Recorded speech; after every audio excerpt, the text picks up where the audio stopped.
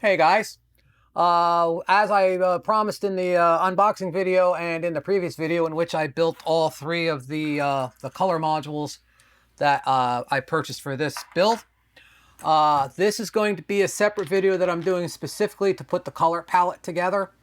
The color palette is pretty much, I mean, it's a more complex build than the color modules are. I mean, it shouldn't be a problem for anybody that has any real experience doing any kind of a kit build.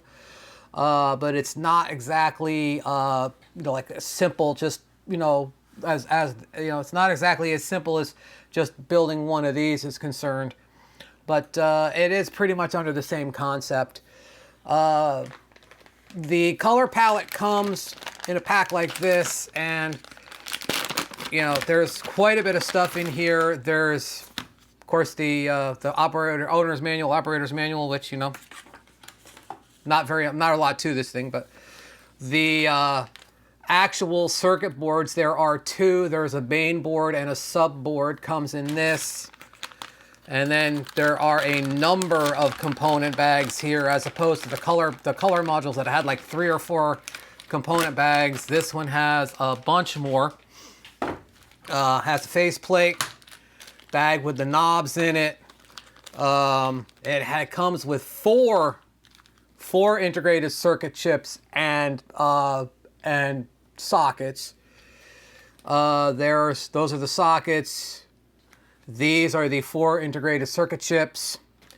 There's a bunch of capacitors. We've got push buttons and LEDs and potentiometers and just all kinds of little capacitors and a big bag of resistors. So there's a whole lot to this build as opposed to the color palette, to the color modules themselves. So you gotta try to stay ahead of this one to keep yourself a little bit better organized than you did on the other ones, because there's a lot more components to play with. So we're gonna get started on this. As I said in the first one, their assembly instructions are second to none. DIY recording equipment really has paid a lot of attention to making this job as easy on their buyers as they can. So their build guides, and they also have the component layout sheets, in which case this one has actually, I think, 5 or 6 component layout sheets. It's got a bunch. So, there's definitely, you're going to be spending a lot more time on this build than you did on the color palettes. So, that's something also to be kind of prepared for. But the one thing that they have for the color palette that they don't have for the color modules is an interactive build map. I'm going to put this up on the screen while I'm talking about it. But they have an interactive build map where every single component is marked where it goes on the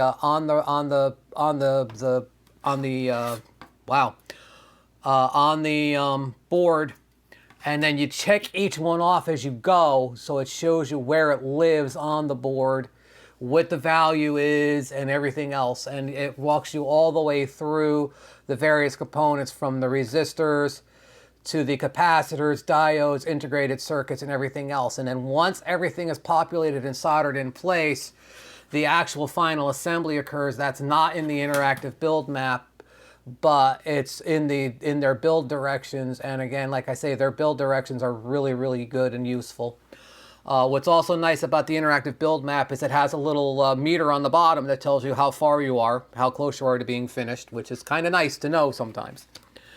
So as with the other one, I'm just going to let the camera run while I build this. And as I go through, I'll stop and explain, like what I'm doing, what's going on with it. The very first thing that we're going to work with is we're going to work with the main board. And the first thing we're going to do are resistors on this one. There appear to be, I believe, 14 total resistors to populate on this. So there's a bunch that you need to do. What's nice too is that they do have these subdivided into different bags, so I don't have to go necessarily crazy with the meter to identify them. I am going to anyway, just to be safe. but they do have them subdivided a little bit in the bag, which helps a little bit more with that. So I'm going to break out my trusty multimeter. And as I said in my other video, if you do not have a multimeter, it's something I strongly recommend that you get. They are not a lot of money. You can get a decent meter off of Amazon for between $10 and $15. And actually, I can't remember the name of it off the top of my head, but their highest recommended one is one that's also very well reviewed. So and I think it was like $15 for it. So it's something that you could definitely invest a little money in, and get a very little bit of money and get a decent product at the same time. So trying to reduce the preamble to this as much as I can. I'm just going to dive into this and get to work. And like I said, I'll be breaking in and talking to you guys from time to time about what I'm doing. All right. So anyway, the first step, of course, for me would be to bend and then qualify each one of the resistors and put it on your build sheet, and then get ready to go to work. So I'm going to get started on that right now. Of course, using my little trusty ruler to bend each pin over so that we're not overstressing the actual resistor itself, and laying them all out, hitting them with the meter, and then getting ready to assemble.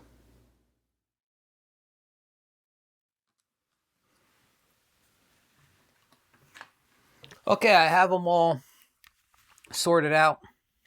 And like I said, as different on the than on the color modules, these are scattered all over the place on here.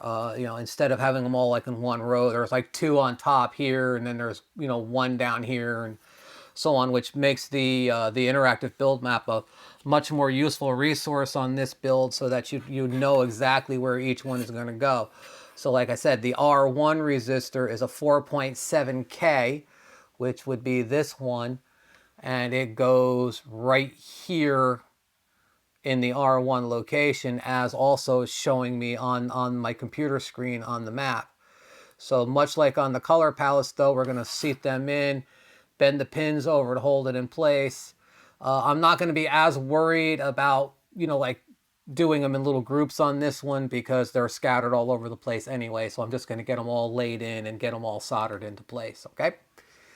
So R2. All right, I've got the resistors all soldered into place and trimmed back on the other side. So that is actually done with bag one. That is sorting sheet one finished. So pulling out now sorting sheet two. These are small capacitors and self-resetting fuses. And they are differentiated by the shape of their pins. All the capacitors are the same size, and the two self-resetting fuses are the same size, so there's no sorting issues with those. You just find the two fuses and separate them out from the capacitors and dive right in. Once again, I'll be referring to the interactive build map to make sure that I'm putting everything down into the right place. But on these, it's not really as hard to deal with. The two self-resetting fuses have little notches in their legs, if you can see that make them stand proud of the board a little bit. So when you drop them into place, you just drop them down to that notch and solder them in that way. All right, and then that's it for bag number two. Now bag number three are the IC sockets, the sockets for the color modules to plug into, and a diode bridge. So get them out of here. These things come a little foamy to hold them, to keep them all together. I would kind of recommend leaving them in there and just taking them out one at a time. The diode bridge lives here on the board, and there are positive and negative sides to it. So you got to be very careful with how you position this. All right, the diode bridge is in place, and I double checked to make sure that the plus sign was in the right place. There's a plus and negative, and then there's two squiggles on the other side, which I'm assuming are grounds probably. Not sure though. So, okay, so then the next thing is going to be the color sockets. Yep, there's 3 color sockets. Now, what the thing with the color sockets is that unlike all of the other components that are living on this side of the board, the color sockets are going to go on the opposite side of the board. So they're going to load in from this side and get soldered on this side as opposed to the way the other ones are going. Now, before I continue soldering these in, I basically put each one in place and put soldered 2 pins on it to hold it into place until I got all the other ones ready to go. Now, as I said in the other video, when you have a bunch of pins that are really close together, I like to skip around instead of go one right after the other. That way you're spreading the heat more evenly and you're giving each one a chance to cool off before you start heating up the one right next to it.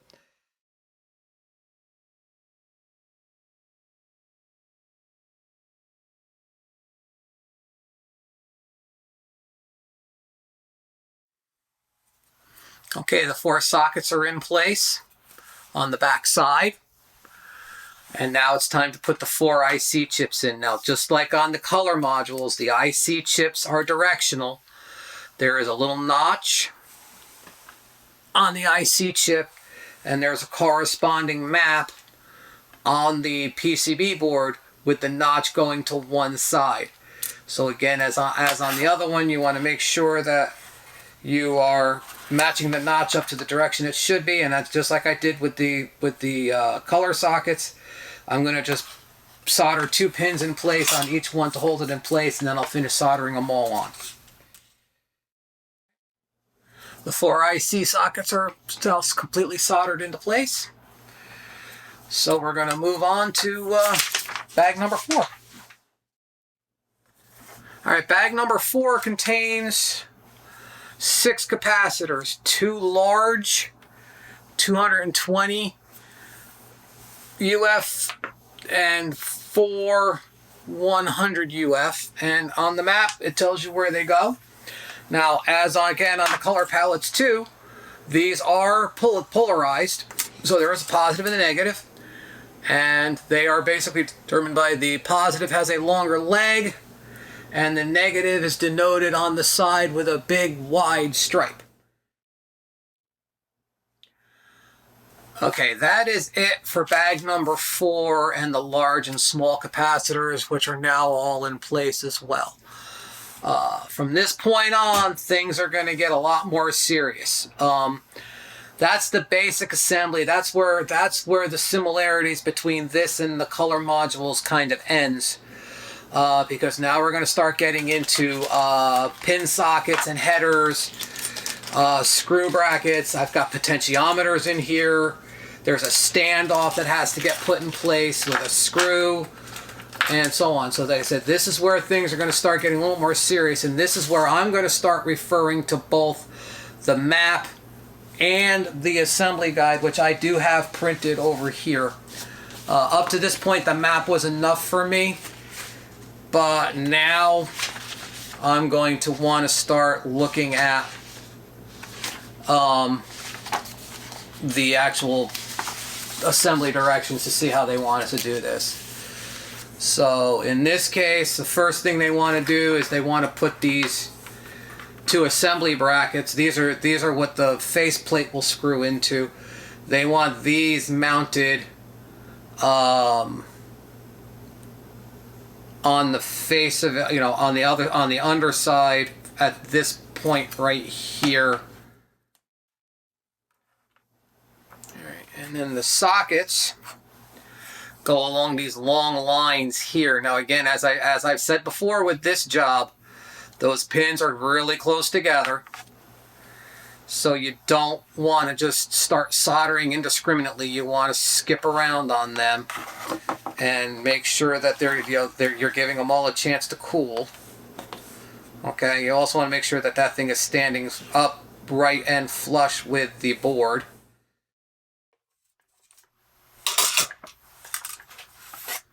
Alright, So the two pin sockets are in right there.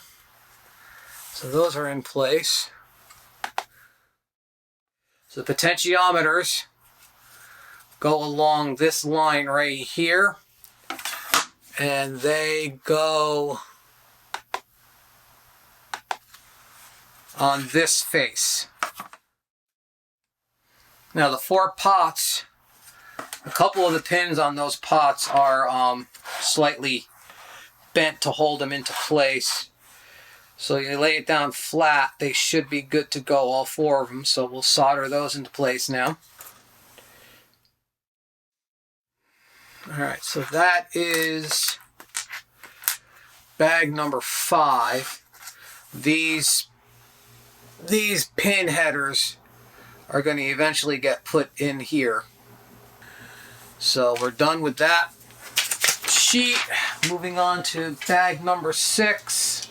Bag number 6 are the switches. There's a resistor in there, and there's LEDs in here, and then there's 2 more brackets for the front panel. 4 switches, 3 LEDs, 1 resistor, brackets and screws for the faceplate and the standoff. So they give you an extra standoff screw.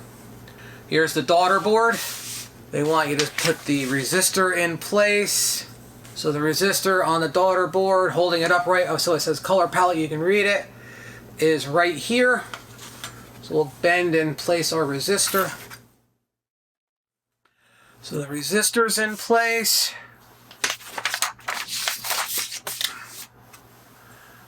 And we're going to put the mounting brackets on it. The mounting brackets go on the same side as the resistor and solder in from the back. Alright, the mounting brackets are in place. Now be careful that you don't touch them, because those things are going to be red hot after putting 4 solders on each one. So just be careful with those. Okay, so those are in place. So now the switches go on the daughter board again on the same side and solder through the back. So we'll get those positioned and get them soldered into place. Oops, easy, that is hot. So much like the potentiometers too, they have a couple of bent leads that should hold them in place until you can get them soldered in. There's 4 switches here. Okay. Now, the switches are in place. Okay, these are push-push switches to enable each one of the 3 color modules in the entire board itself. Okay, so now this is where it starts to get a little tricky, because your next step is to attach the pin headers from this board to this board. So if you place these over top of these headers and get all the headers, get all those holes in the headers, okay, it's a little bit of a trick to get this in place. So, but what I'm probably going to do myself is I'm probably just going to put these in place and use an alligator clip to hold them in place until I can get a couple of the pins soldered in place. The way I have that done, see that alligator clip is holding that together so that those 2 headers are, like flush against the bottom of the daughter board. And I'm just going to solder a couple pins in place, then I'll pull the alligator clip off and then solder some more pins in place, and then probably pull the whole thing apart.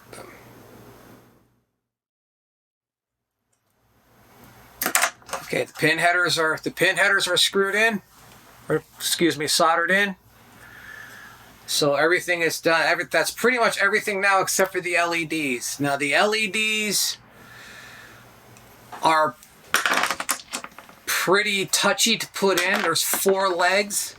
There are 4 different lengths. They are RGB LEDs, so it matters which leg goes where. There is one, the legs are longer. There's 4 legs, but they're different lengths.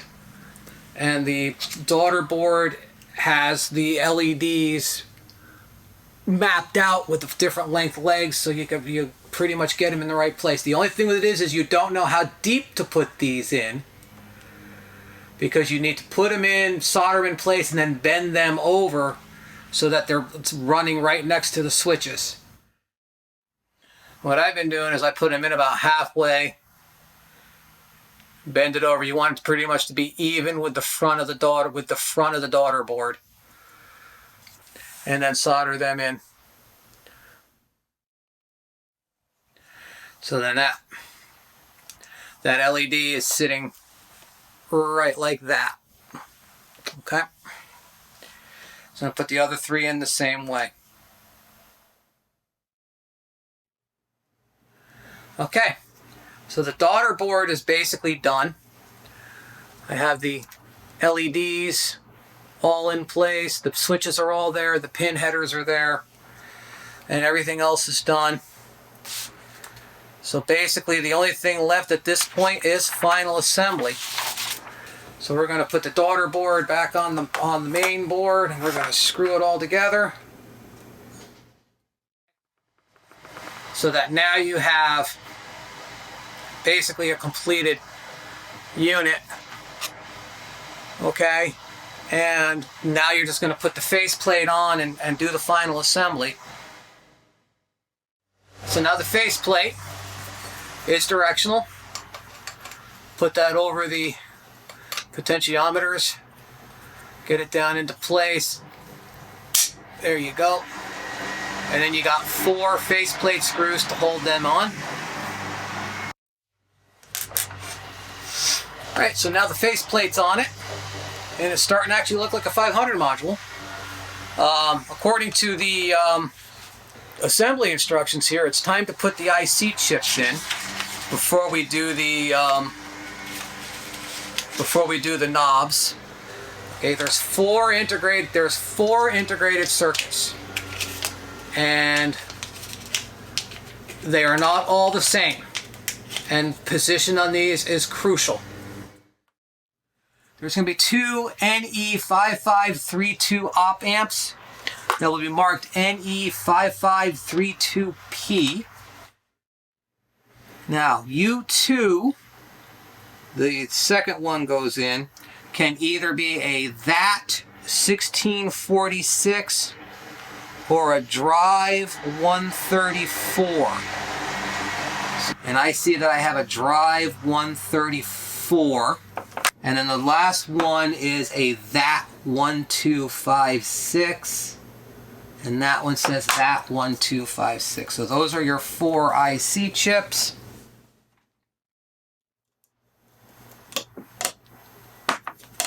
Alright, so the 4 op amps are loaded in. And the last thing to do now is knobs and switches.